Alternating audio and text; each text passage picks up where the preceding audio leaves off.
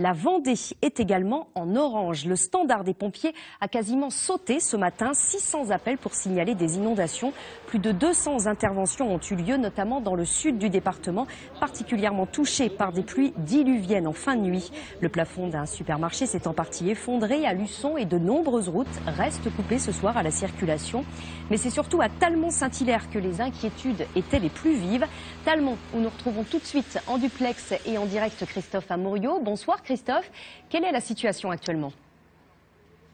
Ce qu'on peut dire, c'est qu'on peut parler de décrue ici et même de soulagement parce que depuis le milieu de la matinée, la situation était très critique dans plusieurs rues du centre-ville. Le chenal du Perret qui se trouve juste derrière moi traverse cette commune.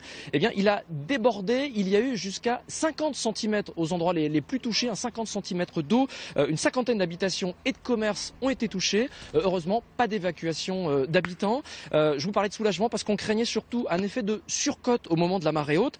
C'est-à-dire vers 17 h ici, car dans ce chenal qui traverse donc Talmont, il y a de l'eau douce qui est arrivée en quantité des rivières du bassin versant, mais il y avait aussi beaucoup d'eau douce d'eau salée qui était attendue de la mer, mais l'effet de surcote n'a pas eu lieu, donc pas de débordement supplémentaire par rapport à ce qu'on avait déjà connu dans la matinée et dans l'après-midi. Je vous propose tout de suite d'écouter le sous-préfet des Sables-d'Olonne pour comprendre ce qui a déclenché cette journée très agitée ici à Talmont.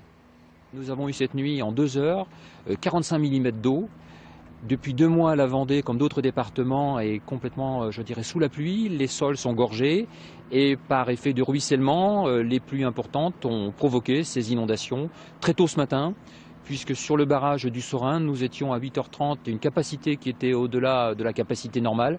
Et le barrage s'est très rapidement mis en déverse et a augmenté le volume d'eau qui est descendu sur la commune. Le sous-préfet qu'on vient d'entendre est en réunion de crise en ce moment pour décider de ce qui va suivre dans les heures qui viennent. Mais ce qu'on sait, c'est que la commune va bien évidemment rester sous surveillance toute la nuit. Merci beaucoup Christophe, vous étiez donc en duplex depuis Talmont-Saint-Hilaire en Vendée.